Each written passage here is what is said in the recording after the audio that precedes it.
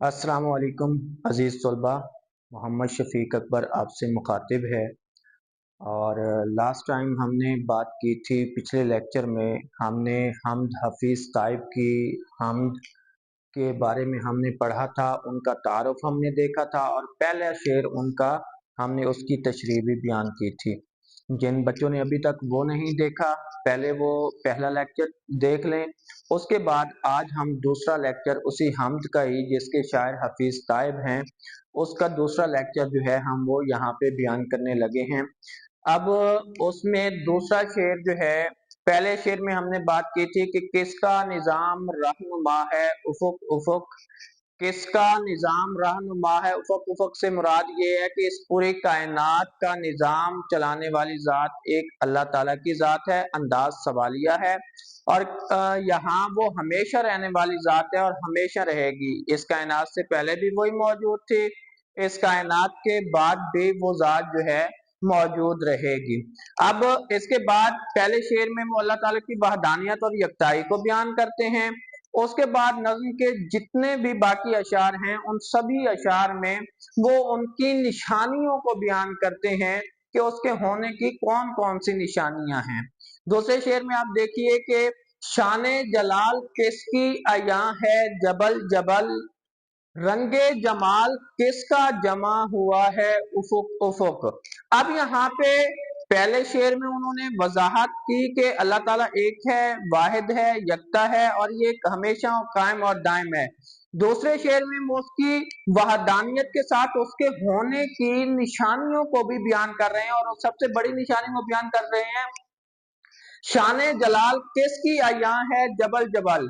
शान जलाल, सबसे पहले हम इनके मानी देखते हैं कि शान जलाल कहा जाता है रोबो दबदबा, हैबत, जलाल।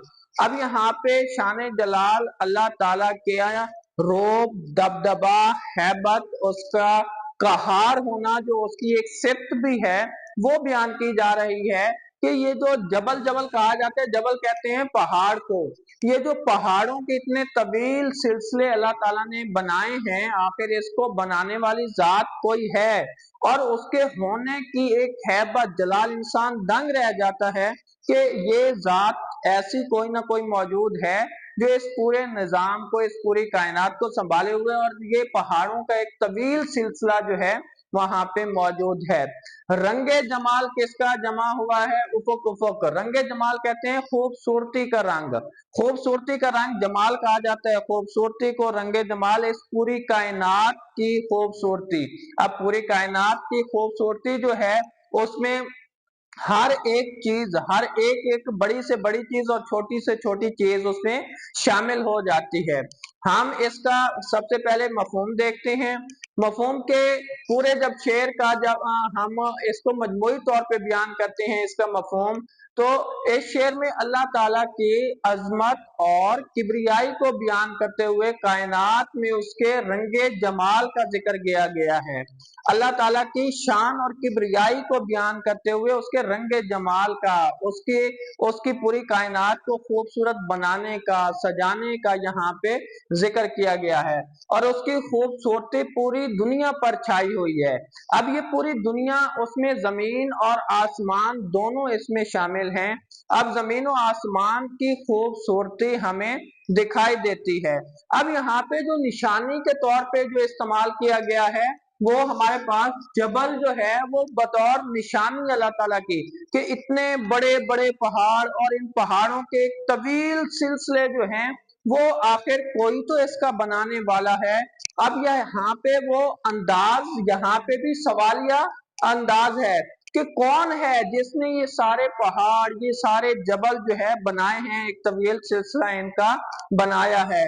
आखिर कोई तो है जो इस सारे सिलसिले को बनाने वाला है और फिर इस पूरी कायनात का निजाम चलाने वाली जात भी अल्लाह ताला की है। हमारे ज़हन में एक ही जात आती है जो इस पूरे निजाम को संभाले हुए है। रंगे जमाल किसका जमा हुआ है उफुक उफुक।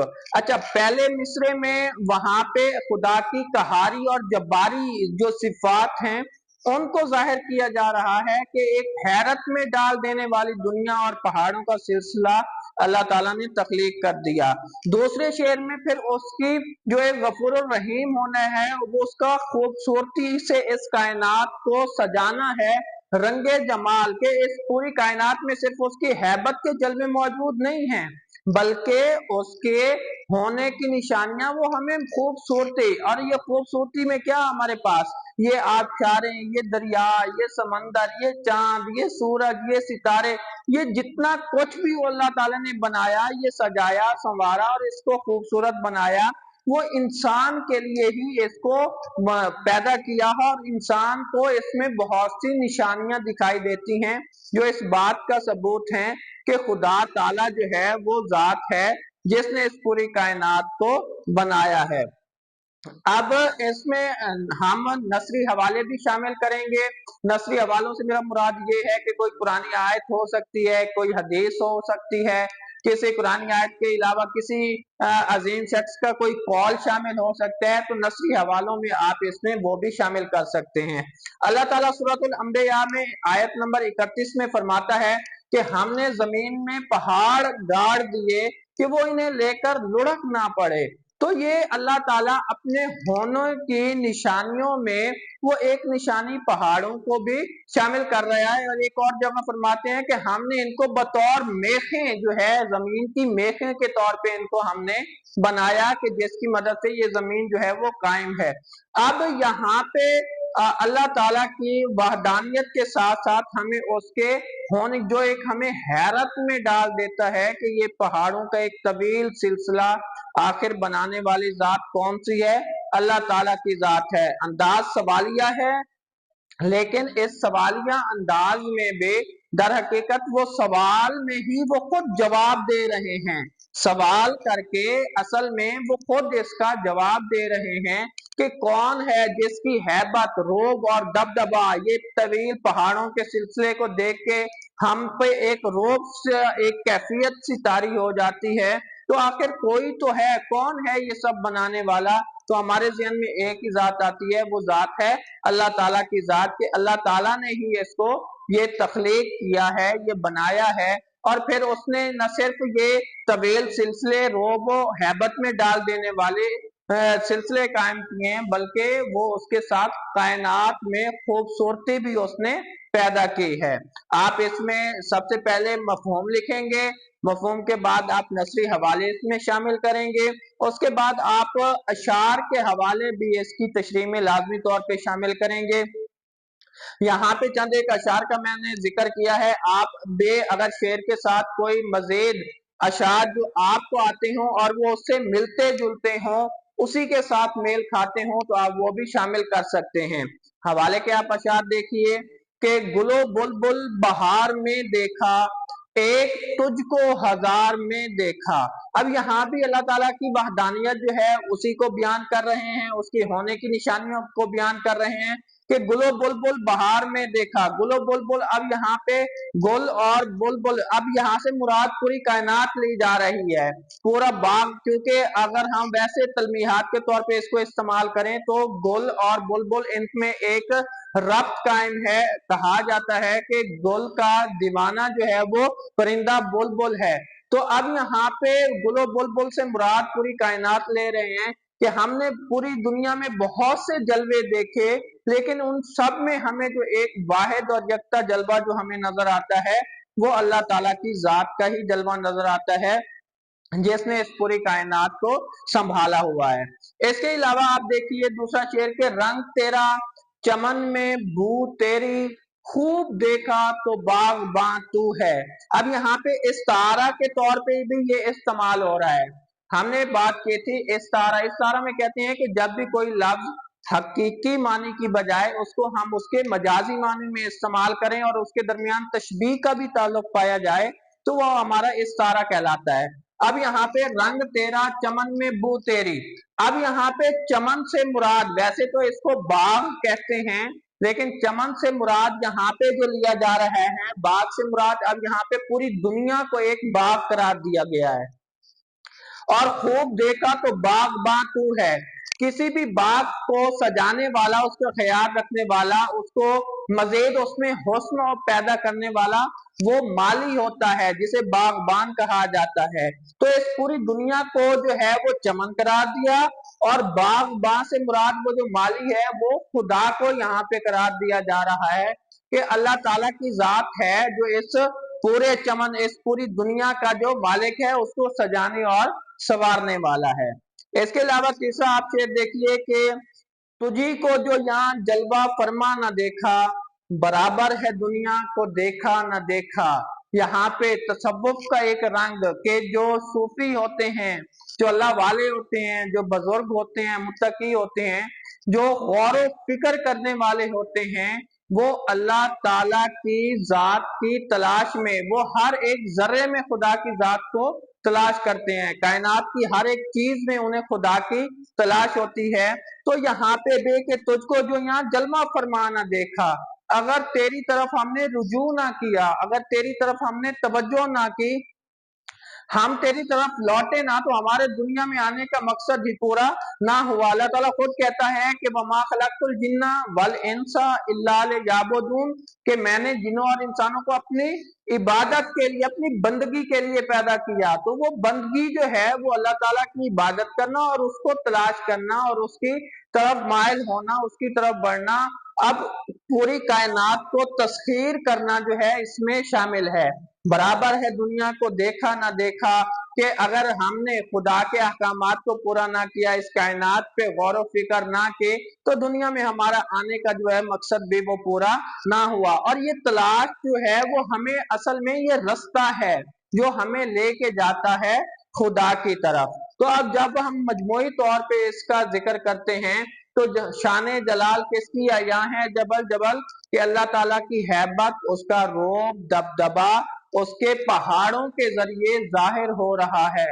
और ये पहाड़ उसके होने की एक निशानी है कि वो कितने पहाड़ों का एक तवील सिलसिला, उस पे वो पहाड़ों का तवील सिलसिला जिसने कायम किया, जिससे हमें एक उससे हैबत, खौफ, रोब दबदबा और उसके होने की एक अलामत जो है हमें नजर आती है। और इस कायनात को किस खूबसूरती से सजाया गया है, उसके भी जलवे हमें हर जगह दिखाई देते हैं। तो आप इसमें सबसे पहले शेर लिखेंगे, शेर के बाद इसका मफहूम तहरीर करेंगे। पिछले लेक्चर में भी हमने ये बात की थी कि हम इसके मानी के नंबर नहीं होते, मानी सिर्फ आपको समझाने के लिए जो है बयान किए जाते हैं, ताकि आप इसको अच्छी तरह से समझ सकें। उसके बाद मफहूम तहरीर करेंगे, उसमें तशरीह में आप नसरी हवाले और ये अशार भी शामिल करेंगे, और इसको पूरे शब्दों मत के साथ जो है वो आप बयान करेंगे। इसके बाद हम देखते हैं हमद, इसी हम के नज़म का है तीसरा शेर के, किसके लिए नजूम बकफ है रविश रविश, बाबे शहूद किसका खुला है उफुक उफुक। अब यहाँ पे भी जिस तरह शेर बढ़ते जा रहे हैं, अल्लाह ताला की निशानियों को ही बयान किया जा रहा है। अब पिछले शेर में यहाँ पे जबल जबल जो है पहाड़ों को बतौर निशानी पेश किया गया, अब यहाँ पे नजूम बकफ, सितारों को बतौर निशानी जो है वो यहाँ पे बयान किया जा रहा है। आप देखें कि सबसे पहले इसके मानी देखें कि नजूम बकफ, नजूम कहा जाता है, नज्म कहते हैं सितारों, सितारे को। नजूम, नजम की जमा, एक से ज्यादा सितारे, एक से ज्यादा सितारे आप देखते हैं आसमान पे कि कहकशां आपको दिखाई देती है, कि सितारों का एक झुरमट इकट्ठा हमें दिखाई देता है, जिसे कहकशां कहा जाता है। तो यहाँ पे नजूम बकफ से मुराद सितारे हथेली पर लिए हुए, बकफ कहते हैं हथेली को कहा जाता है, तो सितारे हथेली पर लिए हुए, लफ्जी मतलब इसका ये है। इसके अलावा यहाँ पे रविश रविश रविश असल में कहते हैं कि बाग के अतराफ में गुजरने का, चलने का, वहां से गुजरने का जो रास्ता होता है उसे कहा जाता है रविश।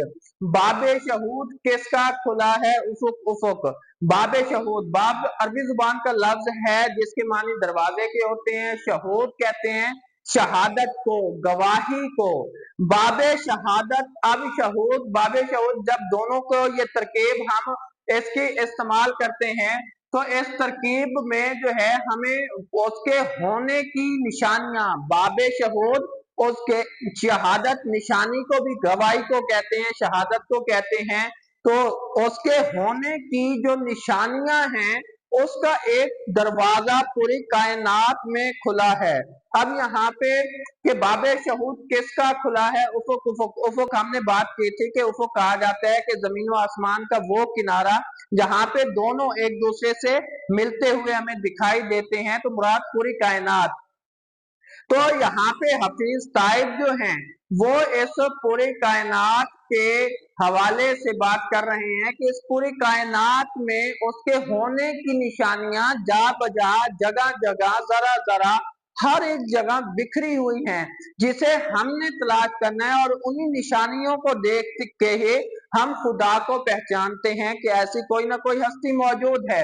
अब यहाँ पे आप देखिए कि किसके लिए नुजूम बकफ है रविश रविश, नजूम बकफ है रविश रविश। यहाँ पे एक बारीक मानी को बयान किया जा रहा है कि ये जो आसमान पे एक सितारों का रास्ता है, आखिर ये सितारों का जो रास्ता बना है ये किसके लिए है?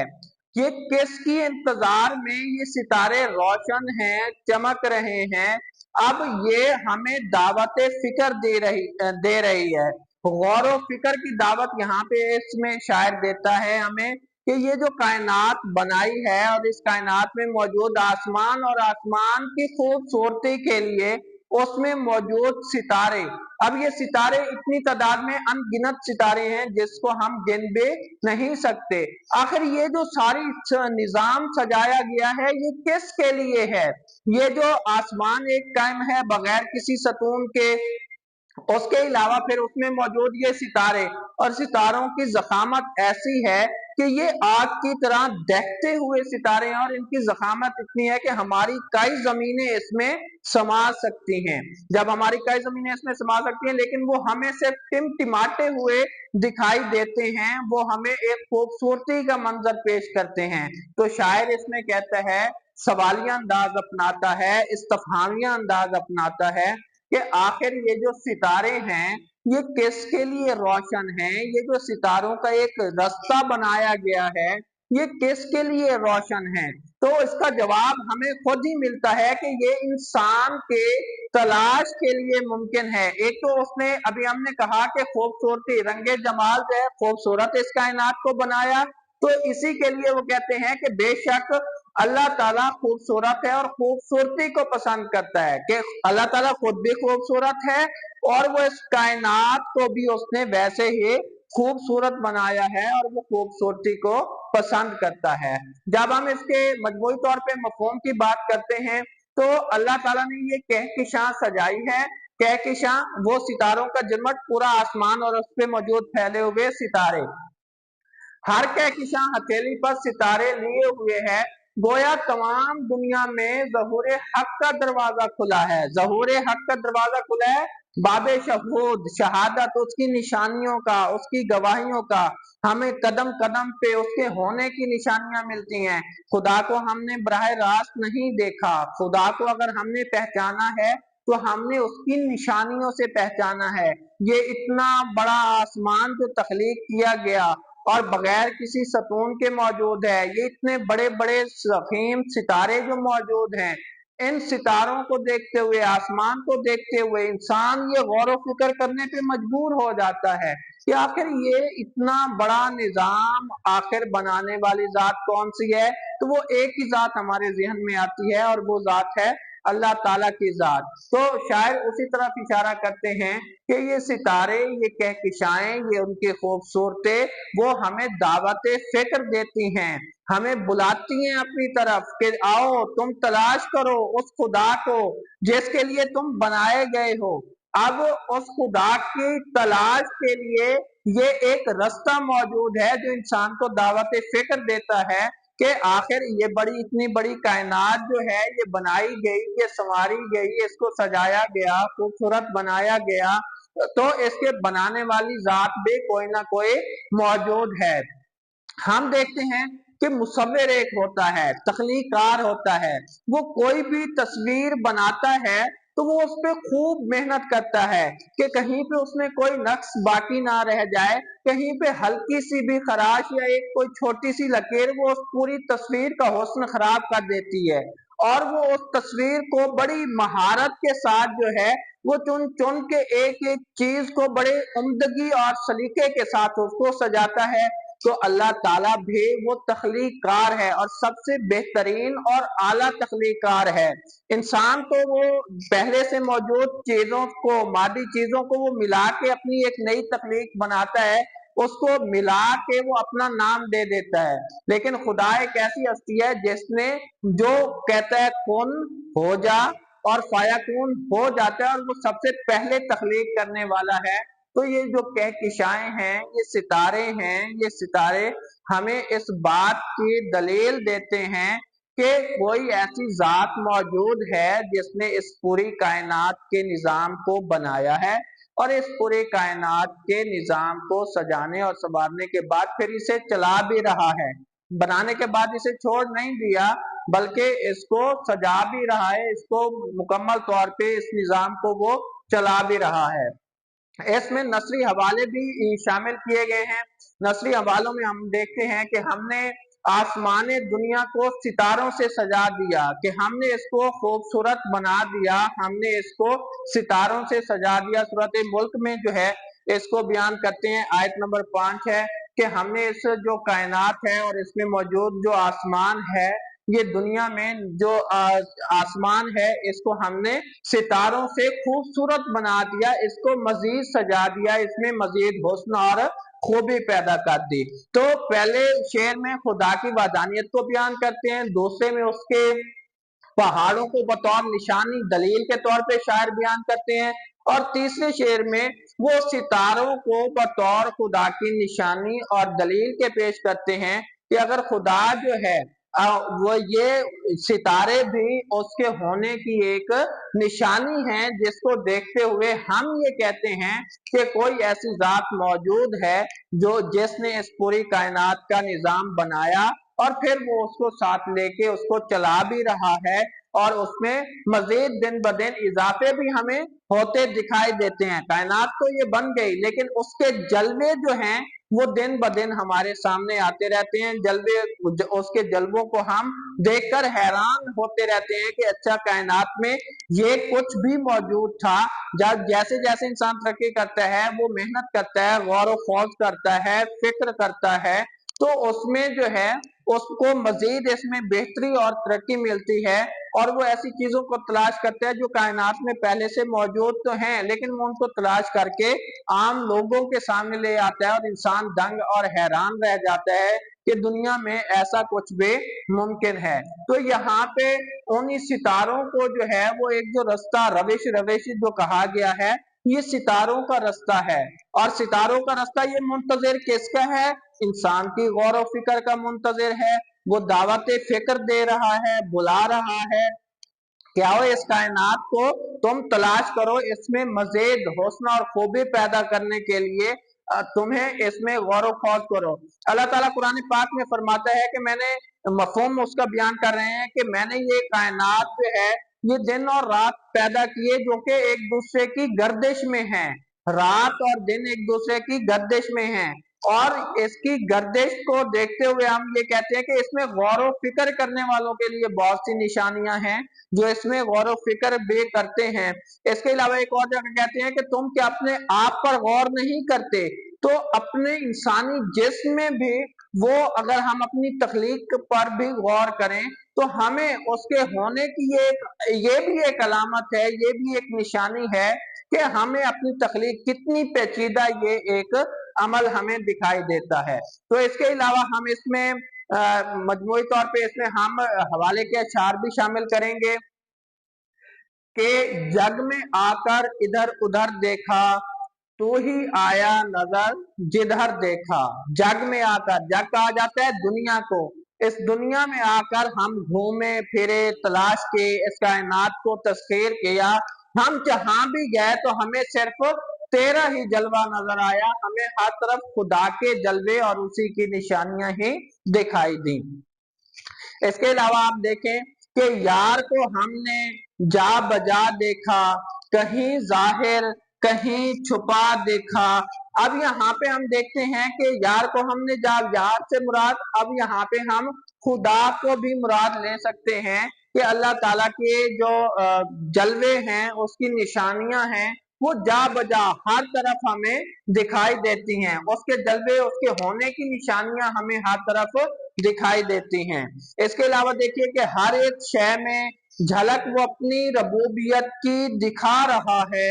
निजाम इस कायनात का जो बहुस्न खूबी चला रहा है, वही तो है जो खुदा है, जो जिसने इस पूरी कायनात को चलाने का, इंतजाम और इंसराम करने का जिम्मा लिया हुआ है, और उसको वो बखूबी चला भी रहा है। हम देखते हैं कि ये जो कायनात का निजाम है, सितारों सियारों से ये मुज़य्यन है। हम देखते हैं कि ये पूरी कायनात जो है, इसमें सितारे सियारे जो है, वो अपनी मुकर्रर हदूद में जो है वो हरकत कर रहे हैं। जब वो अपनी मुकर्रर हदूद में हरकत कर रहे हैं, तो आखिर इसको चलाने वाला कोई सी भी तख्लीक हो, उसके कोई सी भी चीज हो, तो उसके बनाने वाले का ज़हन हमारे तरफ जाता है कि आखिर ये कोई चीज है तो इसको बनाने वाला कोई तो शख्स मौजूद होगा।